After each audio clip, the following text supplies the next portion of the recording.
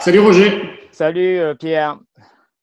Roger, merci d'avoir accepté notre invitation, mon invitation. Tu es historien, tu es aussi le directeur de la publication de la revue Regard, tu es l'auteur de l'EPCF, une énigme française aux éditions de La Dispute.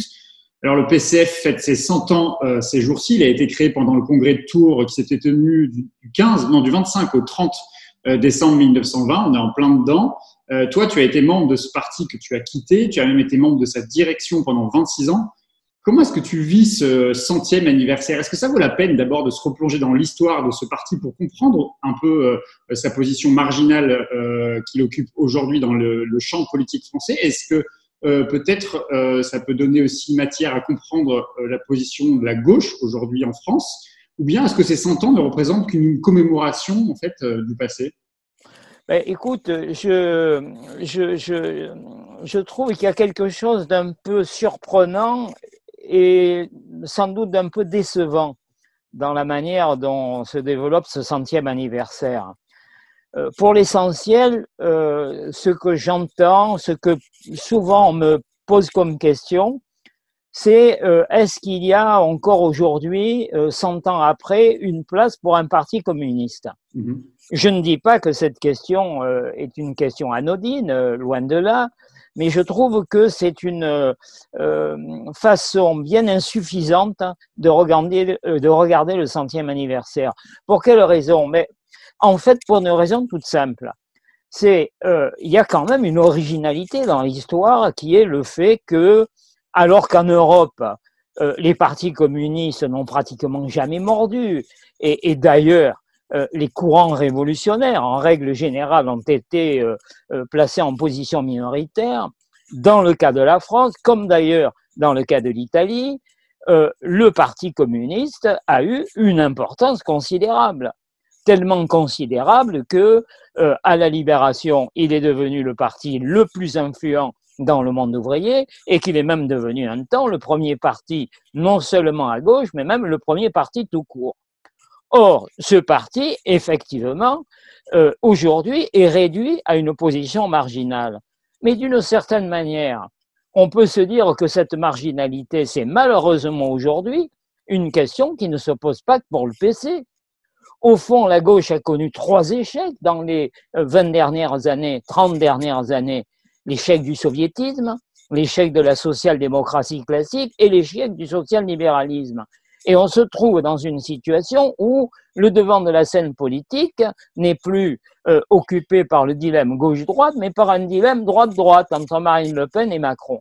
Et moi, je pense que si l'on veut réfléchir à ça, d'une certaine manière, ça oblige à réfléchir sur l'histoire du PC. Parce que ce qu'on constate, c'est au fond que la gauche a été une force marquante de l'histoire politique du XXe siècle et que cette capacité a été longtemps corrélée à la capacité du PC d'intervenir.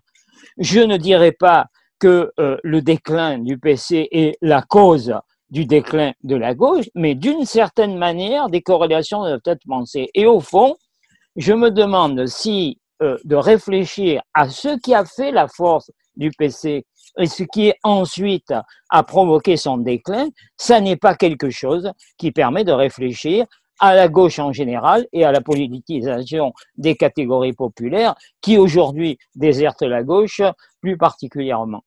Quand je reprends ce que tu viens de dire, je me pose la question.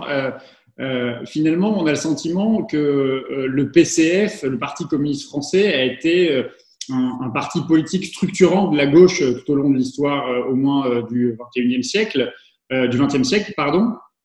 Est-ce que ça veut dire que le PCF a contribué au succès de la gauche quand ça a été possible? Et est-ce que finalement, une gauche sans PCF conduit inévitablement la gauche à l'échec?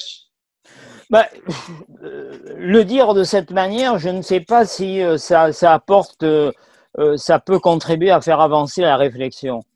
Moi, je partirais de l'idée, la place la place qu'a occupée le PC pendant plusieurs décennies dans l'histoire politique nationale et dans l'histoire de la gauche, renvoie à un phénomène dont il faut prendre aujourd'hui conscience, parce qu'elle est au cœur de la réflexion sur les déboires de la gauche.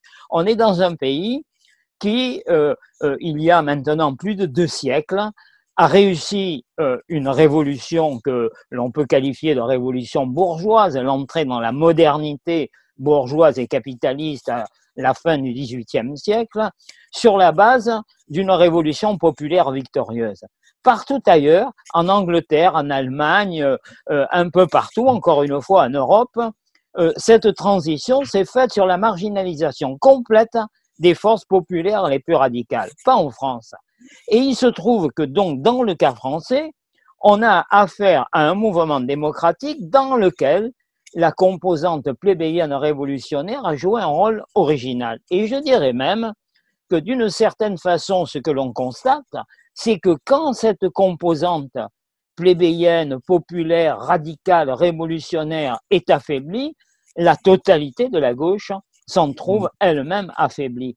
Et donc, au fond, le fond de ma conception, c'est qu'au XXe siècle, il se trouve que cette force plébéienne révolutionnaire a trouvé son expression, j'allais dire hégémonique, la plus grande, au travers de la force du PC.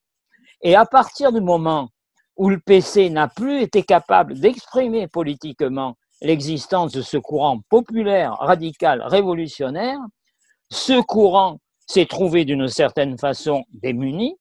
Je tends à penser que jusqu'à ce jour, aucune force n'a été en état, ne se révèle en état d'occuper la place qui a été celle du PC, mais donc réfléchir à ce qui a permis au PC pendant plusieurs décennies de permettre à ce courant révolutionnaire d'occuper toute sa place, c'est réfléchir à ce qui a permis au fond à la gauche d'avoir tout son dynamisme en rassemblant, j'allais dire, à un moment donné, l'apport de ces différentes composantes et comprendre en sens inverse ce qui fait que cette capacité d'exprimer ce courant a diminué, affecte la totalité de la gauche aujourd'hui. On va revenir sur ce qui a fait la force du Parti communiste français, mais quand je t'écoute, j'ai envie de te poser cette question aussi. C'est-à-dire que tu nous expliques que finalement, on n'a pas retrouvé aujourd'hui de colonne vertébrale ou un parti politique aussi puissant que n'a pu l'être et aussi structurant que n'a pu l'être le PCF au cours de l'histoire dans tout ce qu'a été la gauche. Mais quand les Insoumis, la France Insoumise, Jean-Luc Mélenchon fait un score de 20% à l'élection présidentielle, un score qui touche plutôt de près les grandes périodes du Parti communiste français, on ne peut pas se dire à ce moment-là que Jean-Luc Mélenchon, la France insoumise, a repris le souffle populaire qui a pu être celui du Parti communiste français un temps? Moi, je pense sincèrement que ce qui s'est passé à l'occasion du premier tour de l'élection présidentielle, hein, parlons de ce premier tour. Oui. Déjà, des législatives, on a une autre configuration. Hein. Jean-Luc Mélenchon fait presque 20% à la présidentielle, la France insoumise ne fait que 11% dans les législatives qui suivent. Mais effectivement, à l'occasion du premier tour, il s'est produit quelque chose. Et ce quelque chose, à mon avis, a à voir avec notre sujet. Parce que quand j'entendais la campagne qui a été celle de Jean-Luc Mélenchon dans cette période, et notamment entre le 18 mars, son discours à la place de la République, sur la place de la République, jusqu'au scrutin de mai.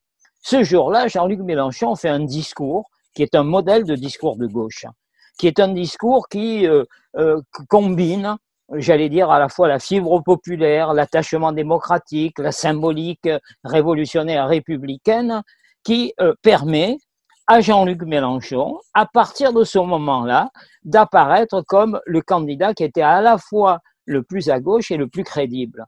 Or, cette capacité à articuler, je dirais, un combat proprement ouvrier, populaire, et d'un autre côté, le rassemblement de toutes les couches qui, d'une certaine manière, peuvent avoir intérêt à s'inscrire dans une perspective d'émancipation.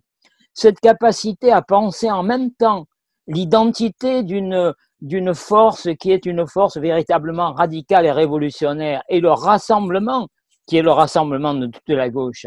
Cette capacité à maîtriser cette tension, à mon avis, ça a fait partie des caractéristiques, en tout cas à partir de 1934 du PC, qui ont contribué à la force du PC et qui reste aujourd'hui une question décisive. Et je trouve justement qu'aujourd'hui, le PC qui s'était inscrit dans cette tradition est réduit à la portion congrue, mais que je n'ai pas l'impression que pour l'instant, on ait véritablement une dynamique politique qui maîtrise en quelque sorte ces deux bouts de la chaîne, s'enraciner dans les demandes de transformation profonde, radicale qu'exige la situation économique et sociale difficile et être capable, à un moment donné, de rassembler la totalité de la gauche, car si la gauche tout entière, à la fois sa composante radicale et sa composante plus soucieuse d'adaptation ne se rassemblent pas, il ne peut pas y avoir de transformation sociale. Ça veut dire que le Parti communiste français, au cours de son histoire, n'aura été qu'une force d'appui pour la victoire de 81, pour la victoire de 97, et même ce qu'on peut appeler une petite victoire en soutenant la candidature de Jean-Luc Mélenchon, c'est une force d'appui. Moi, je ne pense pas que ça n'a été qu'une force d'appui. Je pense au contraire que, à plusieurs reprises, ça a été une force de dynamisation extraordinaire.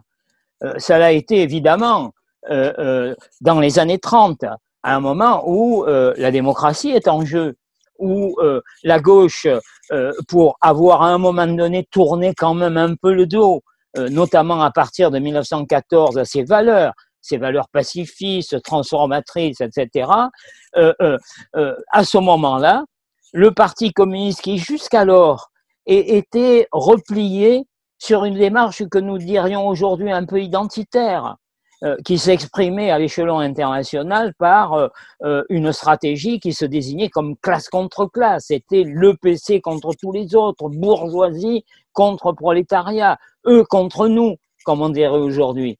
Le PC se dégage de cette conception un peu étroite, aujourd'hui on dirait quasiment de manière tout à fait impropre, populiste, pour proposer la démarche de Front populaire.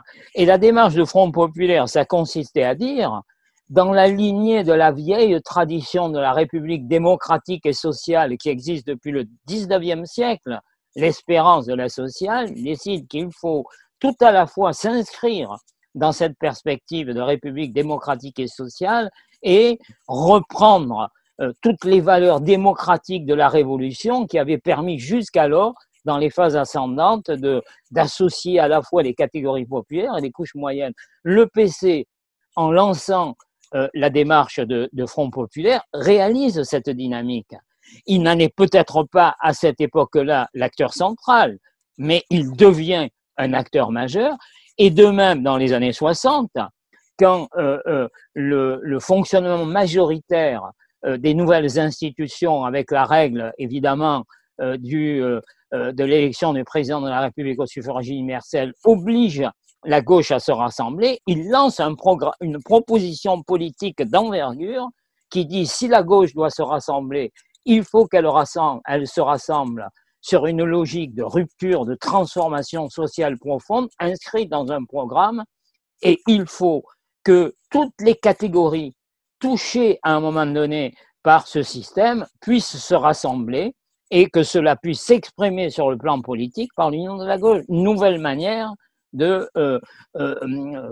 d'ouvrir la donne à gauche, et ça conduit à la victoire des 81. Le problème, au fond, c'est que, d'une certaine façon, le Parti communiste, à plusieurs reprises, a été au centre de la dynamique de la gauche, mais à un moment donné, il n'a pas compris suffisamment tôt ce qui s'était changé, ce qui s'était transformé dans la société française, dans les comportements politiques, qu'il a vécu sur la base de modèles, le modèle de société marqué par l'expérience soviétique, ou le modèle pur du Front populaire qui, au bout d'un moment, a perdu de sa force propulsive. Et aujourd'hui, nous sommes dans une situation où, justement, faute de cette transformation, ce sont d'autres forces qui ont occupé le devant de la scène. Pendant, par exemple, à partir des années 80, c'est le Parti socialiste qui, d'une certaine manière, a choisi plutôt une adaptation au libéralisme, à la société existante, que la voie de la rupture. Et la gauche en paie aujourd'hui le prix. Qu'est-ce qui a fait finalement, si on revient sur les grands débuts du Parti communiste français. Qu'est-ce qui a fait sa force? Quels ont été les éléments constitutifs de sa force? Quand il se lance, qu'est-ce qui fait que le Parti communiste français, alors au début, n'avait pas couronné de succès, puisqu'au début des premières élections législatives ne sont pas exceptionnelles, la SFIO est largement en tête. Mais qu'est-ce qui fait, qu'est-ce qui crée et qu'est-ce qui noue l'identité des communistes? Moi, je pense que ce qui a fait la force du Parti communiste, c'est d'avoir été capable d'être une grande force populaire, c'est-à-dire qu'il a réussi ce qui aujourd'hui est le problème de la gauche. Il a réussi à participer à la politisation des catégories populaires et de les politiser dans le sens, j'allais dire, d'une transformation démocratique et sociale profonde. Il réussit à être un grand parti populaire et ce faisant, il apporte à la gauche non seulement le dynamisme de proposition de transformation sociale profonde, mais il apporte à la gauche cette dimension populaire sans laquelle la gauche est infirme. Et s'il y parvient, à mon avis, c'est tout simplement qu'à un moment donné, il a été utile, notamment au monde ouvrier qui, à l'époque, est un monde en expansion. La classe ouvrière augmente et devient le pivot des catégories populaires au XXe siècle. Le PC a été utile. Et moi, je dis souvent, au fond, entre le PC et la classe ouvrière, s'est établi pendant plusieurs décennies une source d'échange égal. La classe ouvrière a utilisé le Parti communiste pour faire valoir sa demande de reconnaissance, ses exigences sociales égalitaires dans l'espace politique, et en sens inverse, le Parti communiste a utilisé les ouvriers pour affirmer sa légitimité. Et s'il a été utile, pour moi, c'est pour trois raisons principales. C'est d'abord parce qu'il a réussi à s'ancrer en profondeur dans l'espace populaire, au travers de son action politique, mais au travers aussi de son action syndicale, municipale, etc. Il a incarné une espérance, c'est-à-dire en s'appuyant sur le mythe soviétique, le mythe, pas la réalité, je parle du mythe, il a donné corps à la sociale et il a fourni ces grandes propositions de rassemblement populaire qui ont permis en quelque sorte d'établir ce qui est fondamental dans l'histoire de la gauche française, c'est le lien entre dynamique sociale et dynamique politique. Tout ça, j'allais dire, ça a été l'apport du PCF pendant de nombreuses années. Il l'a fait sous une forme stalinienne, rigide, pour certains répulsive, mais il a réussi ça. Et à partir du moment où il n'a plus été capable de faire ça, quelque chose s'est cassé et qui a conduit à la situation qui est la sienne et sans doute à la situation qui est celle de la gauche aujourd'hui. Encore un mot quand même sur justement ce lien entre politique et social, ce lien entre politique et syndical, c'est ce qui a aussi fait la force du Parti communiste français. Il y a eu la majorité des près de 6 millions à un moment donné d'adhérents de la CGT étaient des militants communistes. Ce lien, est-ce qu'il s'est distendu? Est-ce que c'est ce qui a fait aujourd'hui la faiblesse du Parti communiste français? Est-ce que justement le communisme aussi n'a pas grandi parce que les communistes avaient eu comme stratégie aussi de s'implanter dans les entreprises? Est-ce que les mutations du monde professionnel n'ont pas… Est-ce que c'est les mutations du monde professionnel qui ont participé du déclin, ou est-ce que c'est le Parti communiste français qui n'a pas anticipé lui-même les mutations professionnelles, la fin de l'industrie, enfin, la désindustrialisation, l'ubérisation qu'on connaît aujourd'hui? Est-ce que ça a joué? Écoute, si on réfléchit à l'originalité française, hein, nous sommes dans une société qui, en France, comme dans la quasi-totalité des sociétés, on va dire occidentales en tout cas, repose un peu sur la séparation, on va dire, fonctionnelle entre le social, le politique, le culturel, le symbolique. Il se trouve que cette séparation fonctionnelle est à la fois une exigence et en même temps fait courir le risque d'une séparation des domaines, c'est-à-dire le social, le politique, le culturel, qui fonctionnent de manière totalement séparée. Et il se trouve que dans l'histoire du mouvement ouvrier européen, on a trouvé des tentatives de réarticuler les domaines qui sont séparés. Par exemple, en Angleterre, cette réarticulation s'est faite au travers du modèle du travaillisme. Le modèle du travaillisme, on le sait, c'est le parti politique, le parti travailliste, n'est rien d'autre que le prolongement parlementaire politique du syndicalisme.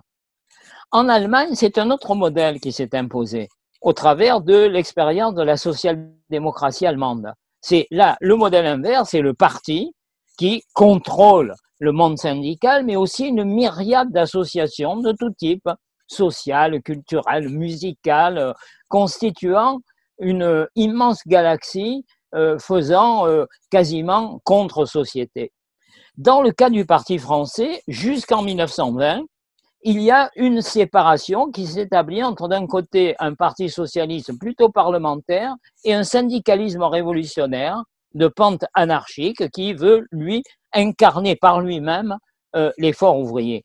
Et jusqu'en 1920, il était extrêmement difficile d'articuler les deux. La CGT, le Parti socialiste, marchaient chacun de leur voie. Il se trouve que dès les années 20, d'une manière originale, ce qui a fait la force du PC, c'est de travailler à la réarticulation de ces champs. Les militants communistes s'investissent dans le syndicalisme, s'investissent dans des associations, défense du locataire, associations de quartier, culturelles, etc. Et constituent une espèce de galaxie qui est l'équivalent en France de ce qu'était par exemple la galaxie social-démocrate en Allemagne. En France, il se trouve que c'est une formation ancrée dans la tradition révolutionnaire qui réussit cette articulation. Il le fait à sa manière, et d'une manière qui est une manière qui n'est pas aussi, j'allais dire, directe de contrôle que dans le cas de la social-démocratie allemande, mais quand même, la direction du PC discute de l'orientation de la CGT. Le problème est que cette manière d'articuler l'économique, le social, le culturel, a fini à un moment donné par vieillir en particulier faute de souplesse. La trop grande rigidité qui produit quelque chose comme de la dépendance du syndicalisme à l'égard du PC se traduit petit à petit par la prise de distance. Les associations que contrôlait le PC, les organisations de masse, comme on disait dans le vocabulaire politique, périclitent. D'autres associations voient le jour, le PC les regarde avec méfiance pendant longtemps. Et donc, par, j'allais dire, relative fixité, par incapacité à comprendre ce qui était en train de changer dans la société, le PC s'est figé sur une manière d'articuler le social et le politique qui a vieilli. Le résultat, c'est que ce qui était de l'articulation s'est traduit petit à petit par de la séparation. Et je pense qu'aujourd'hui, nous en payons le prix. Le social d'un côté, le politique de l'autre, fonctionne de manière désarticulée. Et de ce fait, on ne trouve pas, par exemple aujourd'hui, de correspondance suffisamment forte entre la dynamique sociale critique, qui n'est plus seulement la dynamique ouvrière et syndicale, et l'expression politique. Au fond, à un moment donné, cette conjonction, cette articulation s'est faite. Elle s'est faite dans les conditions de l'époque. Elle s'est faite avec les caractéristiques, les qualités et les défauts de ce parti communiste. Cette articulation n'existe pas aujourd'hui. Je pense que c'est une des grandes questions, non seulement de la gauche, mais de tout le courant critique. Comment retrouver de la mise en commun qui permettent d'associer sans dépendance, mais sans ignorance, le social et le politique. C'est une grande question. Réfléchir à ce que le PC a fait pour réaliser cette convergence, réfléchir à ce qui fait que ce qui avait marché pendant plusieurs décennies a fini par se défaire, je pense que ça n'est pas sans intérêt pour essayer aujourd'hui de trouver de nouvelles voies. Tu as évoqué l'histoire du mouvement ouvrier européen. On a parlé dans les années 70, 75, 77 d'un courant qu'on a appelé l'eurocommunisme. Est-ce que c'est une étape qui a été ratée par le Parti communiste français, justement ? Pas seulement par le Parti communiste français.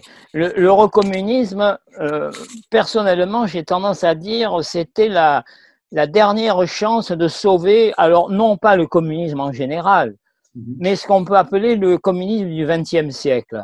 C'est-à-dire cette manière de penser la dynamique de transformation révolutionnaire radicale qui a été profondément marquée par l'expérience de la révolution de 1917 d'abord, puis par l'expérience des systèmes de pouvoir soviétiques. Dans les années 70, au milieu des années 70, s'esquisse en Europe une convergence entre trois partis communistes, le Parti communiste italien, le Parti communiste français, le Parti communiste espagnol.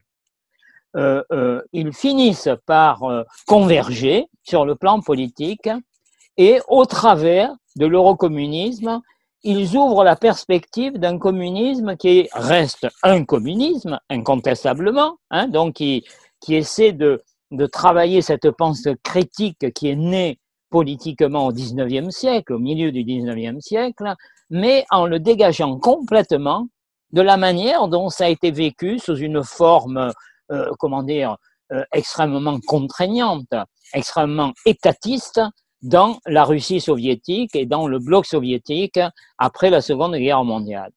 Cette tentative eurocommuniste a, une originalité qui aurait pu faire sa force.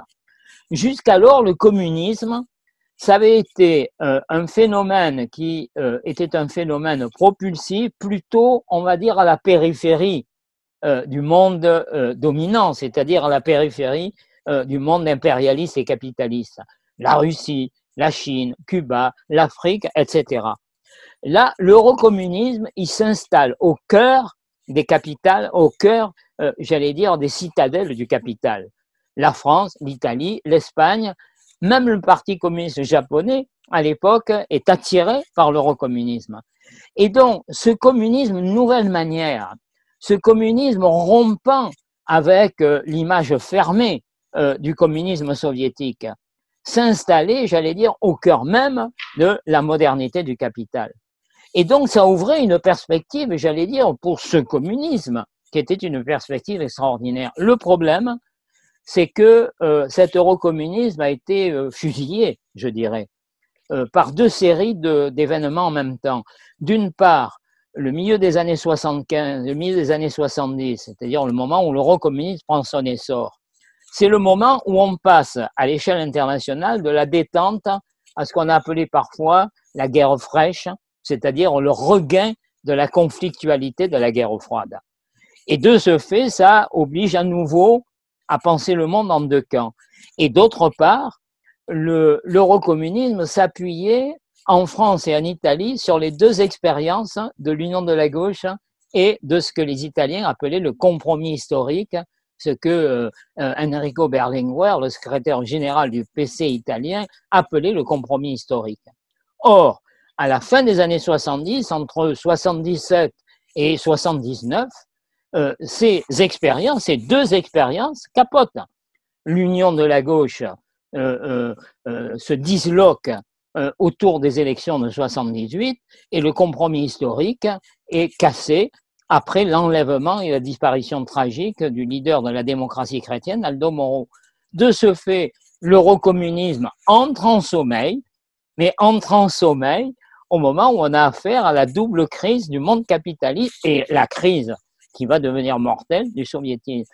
Et donc, cette expérience qui peut-être, je dis bien peut-être, en histoire il n'y a pas de fatalité, aurait peut-être permis au communisme d'ouvrir une nouvelle page de son histoire, se referme.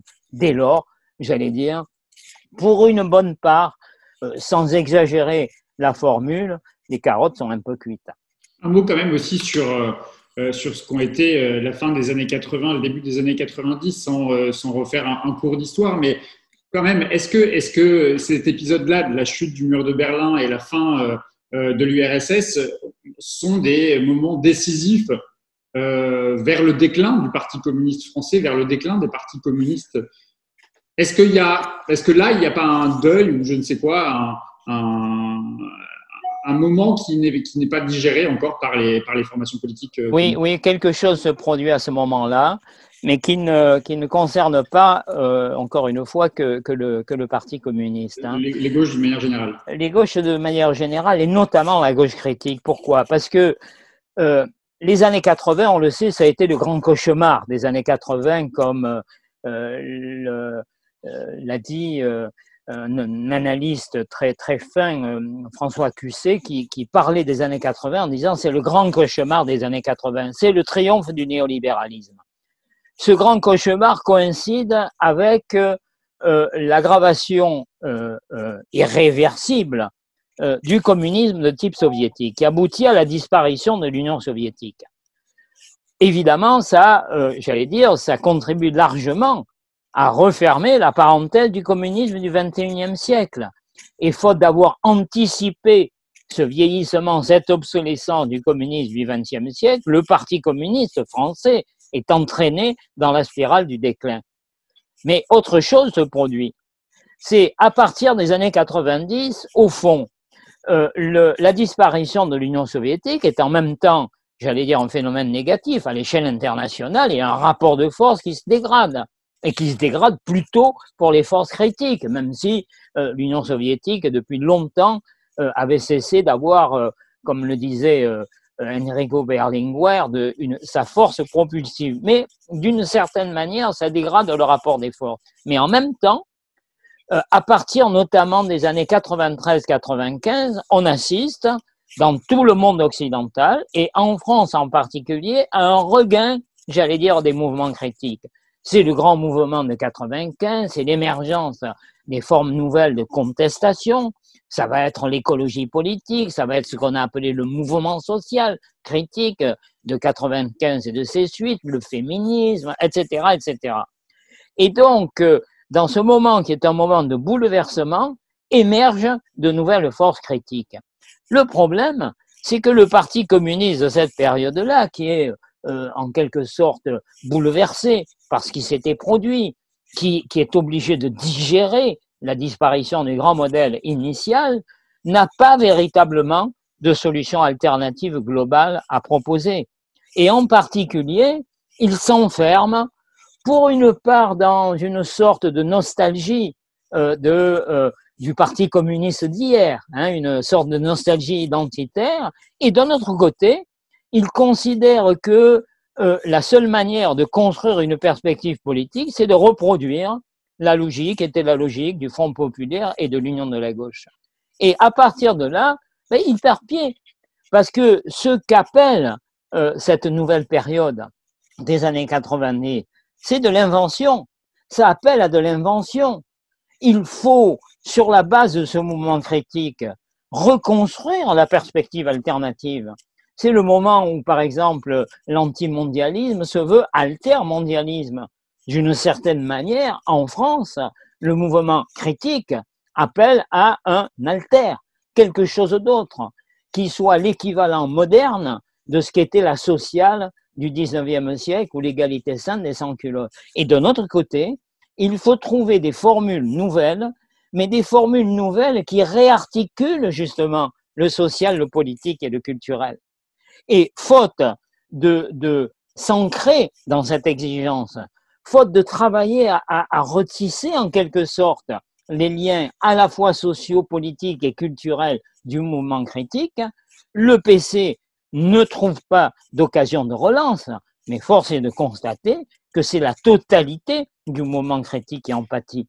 Parce que cet effort de reconstruction n'a jamais été réalisé jusqu'à présent. Le PC peut-il participer à cette reconstruction? Oui, tout seul, certainement pas.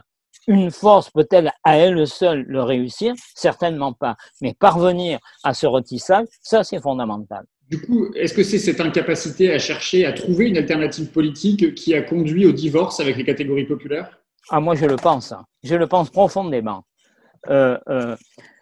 C'est une caractéristique d'abord fondamentale de ce qui a été l'histoire du mouvement ouvrier.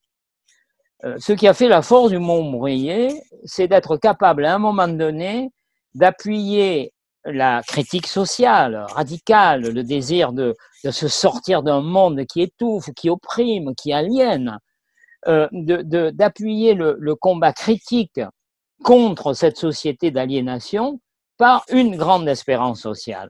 Encore une fois, au XIXe siècle, à partir de 1848, Ça s'appelle la République démocratique et sociale ou la sociale. Au XXe siècle, pendant un temps, l'impulsion de 1917 a créé ce mythe dont on parlait au départ, qui quand même a permis d'articuler la colère et l'idée que finalement il était possible de penser une société qui ne soit pas une société reposant sur l'exploitation, la domination, l'aliénation.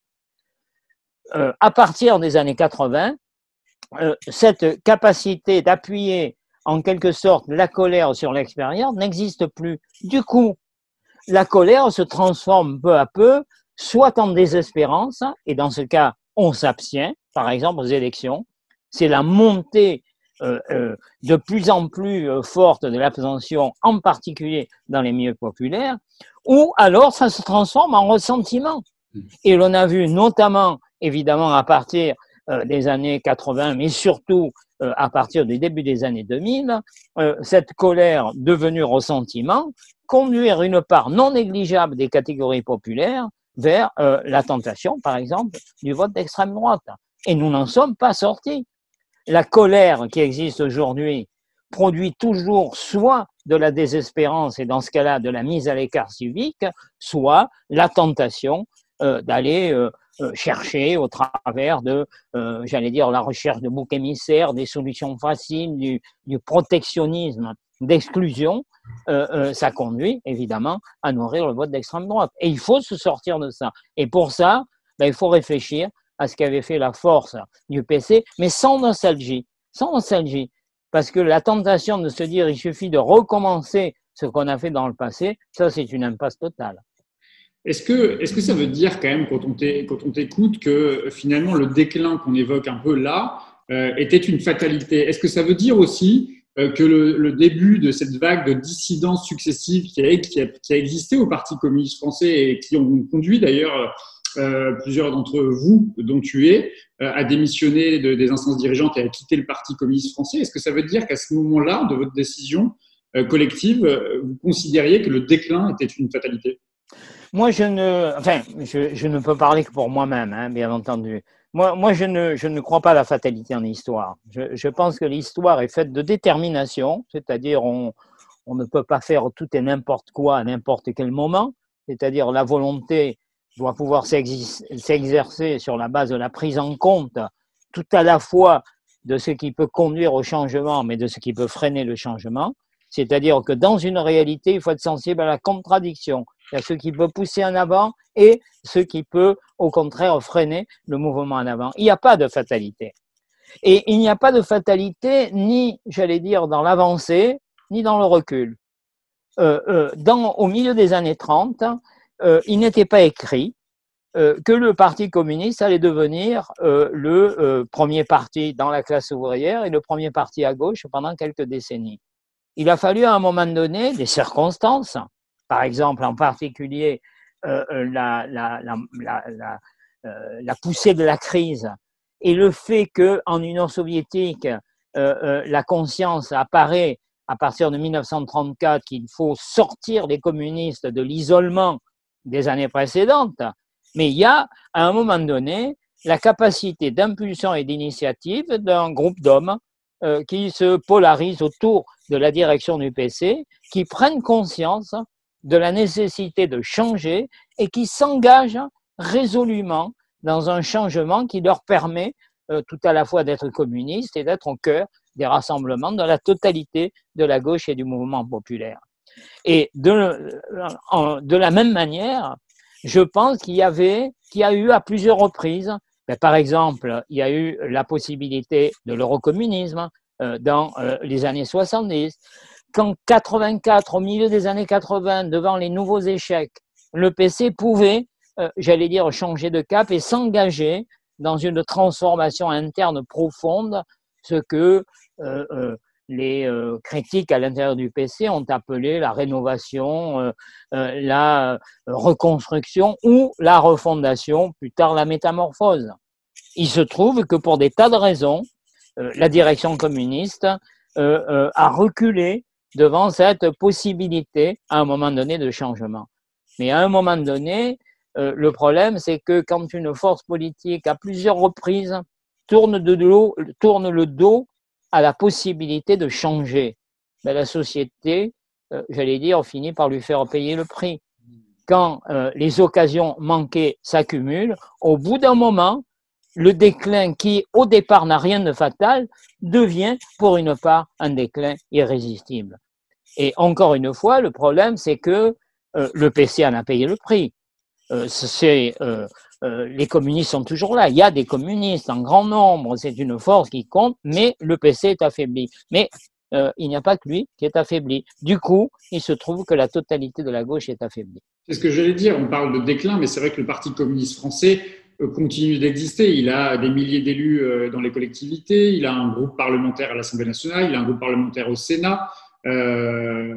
C'est ça que tu appelles justement dans ton livre le titre l'énigme du Parti communiste français, c'est-à-dire qu'on parle d'un parti qui, semble-t-il, reste marginal sur le plan politique, mais qui continue d'exister comme force politique française aujourd'hui. C'est l'énigme pour moi, c'est à la fois qu'il ait été le grand parti qu'il est devenu, il n'y avait aucune fatalité à ce qu'il devienne, et que ce grand parti qui a pesé si lourd dans le cours de l'histoire politique n'ait pas été capable de se renouveler suffisamment pour ne pas perdre pied comme il a perdu pied. Le résultat aujourd'hui, c'est que ce parti communiste, on doit le voir effectivement sous deux faces. C'est une formation affaiblie, qui n'a plus évidemment le nombre d'adhérents, l'impact dans la société politique, culturelle qui a été le sien, mais c'est une force qui compte. Et moi, j'aurais tendance à dire que il faudrait quasiment, à gauche en tout cas, éviter deux pièges. Le premier piège, c'est de s'imaginer que ce parti, à lui seul, va pouvoir retrouver avec le temps l'influence qui a été la sienne. Je pense qu'aujourd'hui, aucune force n'est en état, j'allais dire, à elle seule, d'occuper la place qui a été la place qu'a occupé le PC pendant de nombreuses décennies au sein du mouvement populaire et au sein de la gauche, mais en sens inverse, je pense que nier cette force, la mépriser, considérer d'une certaine manière que ce qu'elle a porté et renvoyé au passé est une grave erreur politique. Donc, je n'admets d'une certaine manière ni quelque tentation hégémonique que ce soit. Encore une fois, personne n'est en état de redynamiser le mouvement populaire et de redynamiser la gauche à lui tout seul, mais en sens inverse, on ne peut pas passer, j'allais dire, compter pour rien la force que constitue encore aujourd'hui le corps des militants communistes. Justement, tu viens de pour partie répondre à la question que j'allais te poser, mais s'il devait y avoir une force du Parti communiste français aujourd'hui dans la recomposition de la gauche, quelle serait-elle cette force? Quel serait l'apport du Parti communiste français aujourd'hui dans une reconstruction de la gauche? Je m'interdis honnêtement de répondre à cette question. Voilà. J'ai été pendant 40 ans membre de ce parti, 26 ans membre de sa direction. J'ai essayé pendant une vingtaine d'années avec d'autres de permettre à cette force décisive de l'histoire politique française de se transformer de manière à ne pas disparaître, de manière à pouvoir continuer à jouer un rôle positif dans la mobilisation populaire et la dynamique de gauche. Nous avons échoué dans cette tentative.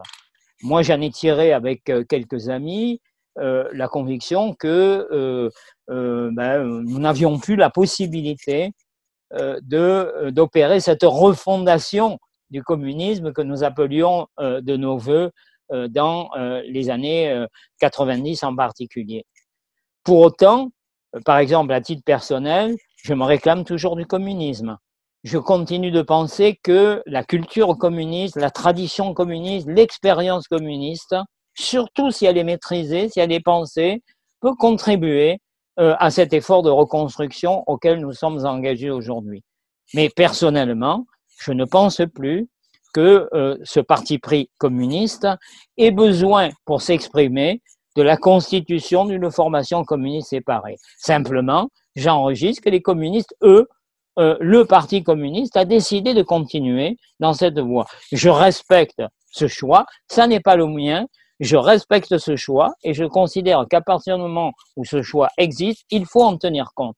Mais je continue, pour ma part, de penser que pour que cette gauche retrouve son élan, il faut qu'elle retrouve ce qui a été sa force. Et sa force, c'est que cette gauche a toujours été à la fois plurielle, très, j'allais dire, divisée, non pas en deux gauches irréconciliables, mais en deux pôles, dont un était plutôt sensible à la nécessité de la rupture et l'autre plutôt sensible à la nécessité de l'adaptation pour faire vivre l'objectif commun de l'égalité. Moi, je continue de penser que cette polarité de la gauche, c'est d'une certaine manière une chance, mais à condition que l'un des pôles ne s'imagine pas qu'il va éradiquer l'autre. Et donc, moi, je crois à la nécessité, pour que la gauche tout entière vive, que le courant critique attaché à la rupture se dote, à un moment donné, de perspectives, se dote de formes d'organisation qui lui permettent de peser à l'intérieur de la gauche. Au fond, comme pendant une longue période, le tête-à-tête du PC et du PS était un tête-à-tête, comme on le sait, conflictuel, souvent sous la forme, j'allais quasiment dire, d'une guerre de tranchées, mais d'une certaine façon, quand les deux courants ont pu exister, se distinguer l'un de l'autre et en même temps ne perdaient pas la perspective de leur rassemblement, la gauche était une gauche dynamique. Je pense qu'il faut aujourd'hui retrouver ça. Sous quelle forme, ça n'est pas à l'histoire de le dire. L'historien, de ce point de vue, doit s'effacer. C'est aux acteurs d'aujourd'hui, aux générations nouvelles aujourd'hui, les générations critiques, avec l'appui des plus anciens, bien entendu, mais c'est ces nouvelles générations qui doivent inventer les formes de cet équilibre, de cette dynamique, sans laquelle la gauche risque de se marginaliser et le mouvement populaire en pâtira lourdement. La gauche risque de se marginaliser, tu dis. Est-ce que l'effacement progressif du Parti communiste français, c'est une mauvaise nouvelle? Est-ce que ça peut participer? Est-ce que tu redoutes toi-même l'effacement de la gauche en scénario à l'italienne? Est-ce que c'est possible en France? Comment dire, ça aurait pu ne pas être une si mauvaise nouvelle que ça, si cet effacement avait été remplacé par quelque chose d'autre. Or, je constate qu'au fil des années, la gauche de gauche n'a pas véritablement réussi durablement à trouver les formes structurelles de sa convergence. Il y a eu des expériences, le courant antilibéral au début des années 2000, autour de la bataille contre le projet de traité constitutionnel européen en 1905. Il y a eu la tentative du Front de gauche. Ces tentatives, jusqu'à présent, se sont soldées par des échecs. Nous sommes donc dans une phase qui est une phase d'incertitude, de vide. La nature ayant horreur du vide, il faut remplir ce vide. Et je constate aussi que la crise n'affecte pas que la gauche de gauche. Encore une fois, je le disais au départ, il y a en fait trois échecs en même temps. Celui du soviétisme, c'est déjà pour une part un passé lointain.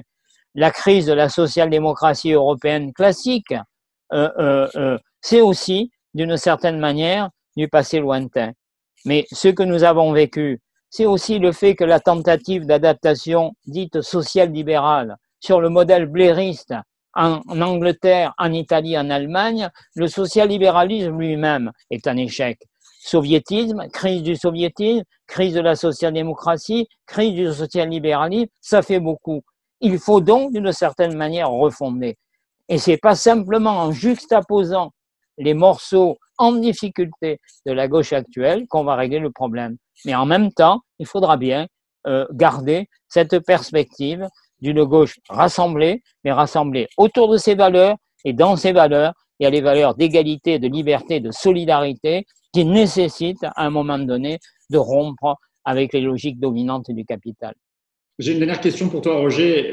Je sais que l'histoire ne se répète pas et c'est pas à l'historien que je vais l'apprendre, mais on fête les 100 ans du Parti communiste français et j'entends dans tout ce que tu dis finalement la nécessité peut-être d'une grande prise de conscience. Est-ce que finalement l'une des options à privilégier aujourd'hui, ce ne serait pas de refaire le congrès de Tours?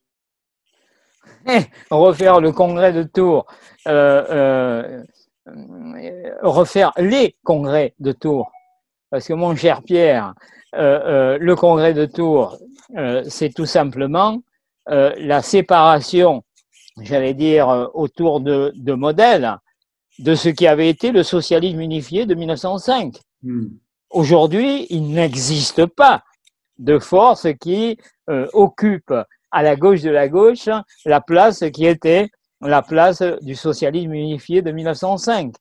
Donc, un nouveau congrès de Tours, oui, mais si c'est un nouveau congrès de Tours du PC, un nouveau congrès de Tours de l'AFI, un nouveau congrès de Tours du NPA, de LO, etc., je ne vois pas tellement ce que le nouveau congrès de Tours peut nous apporter. Ça pouvait encore avoir un sens dans les années 70, quand la gauche était structurée autour du duopole du Parti communiste et du Parti socialiste. Aujourd'hui, franchement, de toute manière, ça reste peut-être un rêve, mais constatons que c'est un rêve qui risque d'être un rêve pieux. Merci beaucoup, Roger. Merci, Pierre.